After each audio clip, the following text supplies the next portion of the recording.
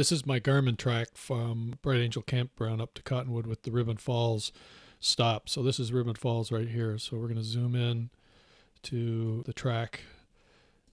So if I get zoomed into here.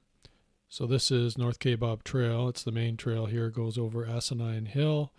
And then there's a branch. If you're going north, the first branch is here. There's a small wooden sign. It says stream crossing.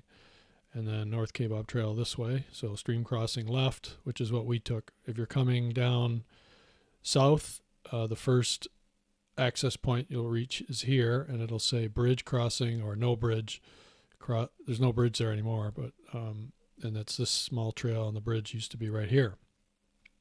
So we were going north, took the stream crossing fork, headed down towards the creek, and then you can see here we actually worked our way along the creek up to this point, and it got kind of steep and rough here, and then we looked for a place to cross. And when we crossed up here, the water was relatively deep, probably knee high.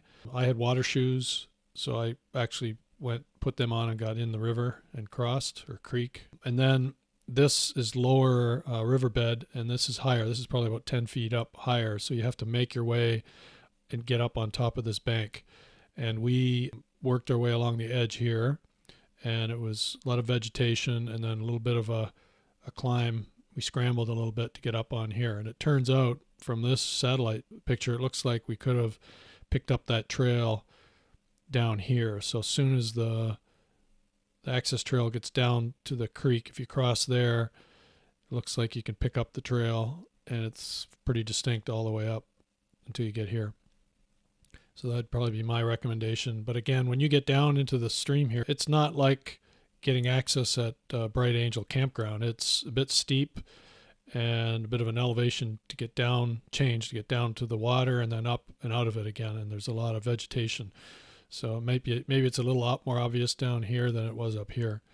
And then there is a bit of a trail. It kind of comes and goes, and you work your way up, and you get to a point where it connects with the access from the north part of the trail. Down in here, it's just, to me, it's just not, there seems to be many options. It's not a clear path like it is over on the North Kaibab Trail. The top of the falls you'll be able to see and use that as your guide. You can navigate and make your way over to the base of the falls. And then coming back, you make your way back to the point here. We were going north, so we took that north branch up access trail back to North Kaibab Trail. Once you get here, it's pretty obvious. There's another little sign pointing either the stream crossing or the bridge crossing. We took the bridge crossing across.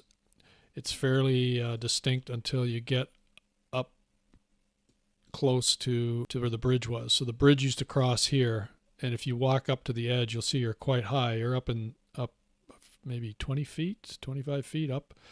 And to work your way down to the creek at that spot looks pretty difficult. It's pretty steep and high, and then you got to kind of crawl up to get up here. So we went downstream, worked our way downstream, and again, this is quite a bit higher than it is here, so you got to do a little bit of scrambling to get down.